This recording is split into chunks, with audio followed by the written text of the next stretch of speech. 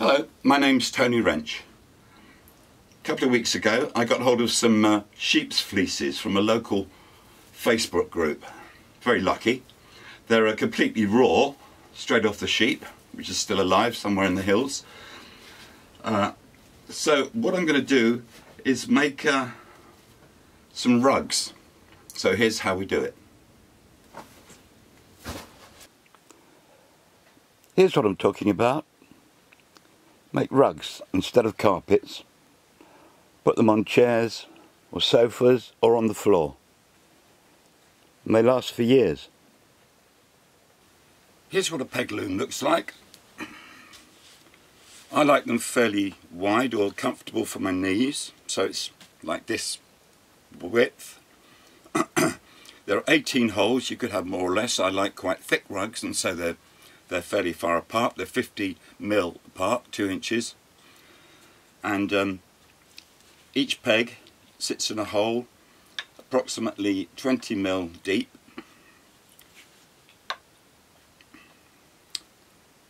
And the pegs themselves are approximately 10mm in diameter. These are about that wide. Look, finger span. Can be a bit longer. Wouldn't make it much shorter than that. And an inch, 25mm from the end there's a little hole going all the way through each peg. This is 3-ply manila twine that you can get from the Bristol Rope Company. Get 1,000 meters of it I've got. Amazing. So you have to get a little system going. Supposing I want a rug about this long.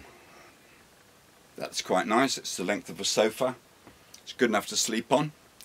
So I need this length plus a bit doubled.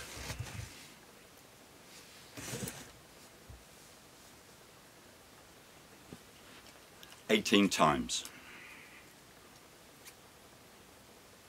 There's one. To get it onto, to get the string onto the peg, what I recommend is using a bit of wax to stop the string being fluffy at the end. And so I have a candle on the go.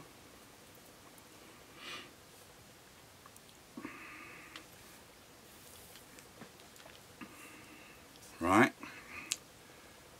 Just dip the end of the string in the wax of the candle and twist it the way the twine goes. So you've got it fairly strong there. Put it through the hole. Yeah, that could take a long time without having wax on. Trust me.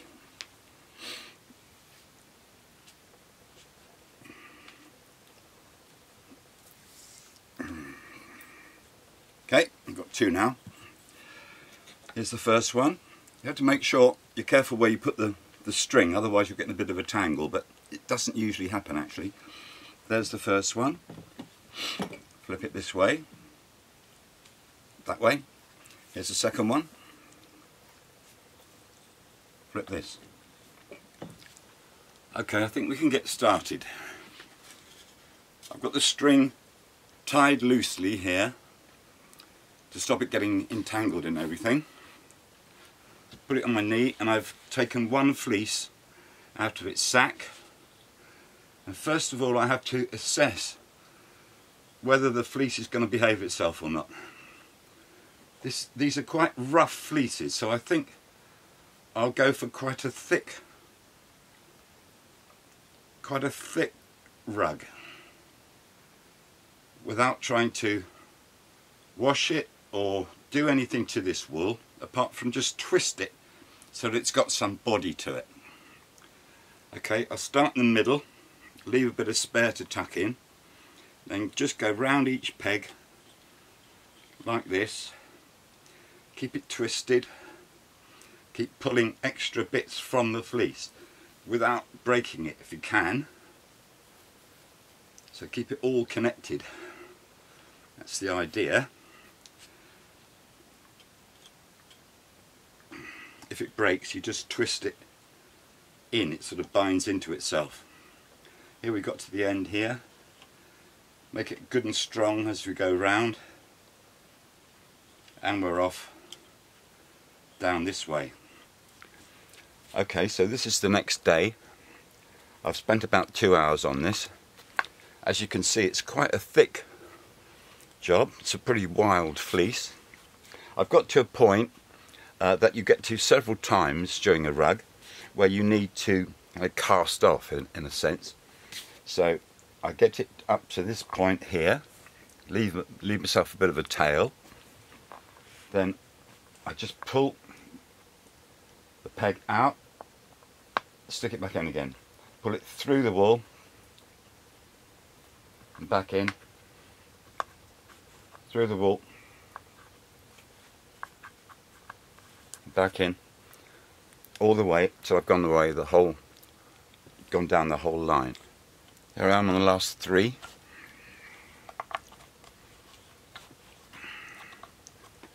And push it out of the way each time. There we are. Now these are all free. Push it down there. And so the rug is gradually building up over my knees and legs. I'm getting warmer all the time. I found an old dark brown fleece that I've been saving for a year or two, so I'm going to try having a stripe of brown, if it's any good. Okay, here we are with the brown fleece. Pretty good now, isn't it? Quite thick. I think I'll do another. I want to be able to lie on it, so I'll do about this much more. Another fleece. Finish that fleece. So I'm casting everything off. Instead of going back into the loom, I'm just taking these out.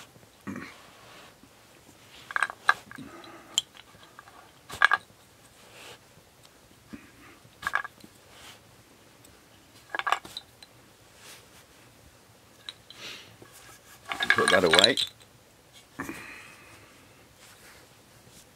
Then cut these pieces free.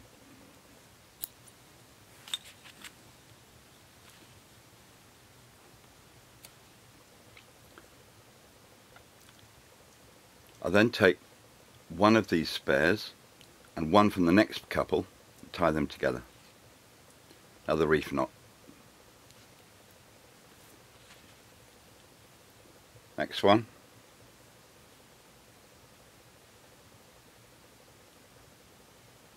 It's quite slow, but I'll go all the way along doing this. Then the other end. There we are, finished. Bye.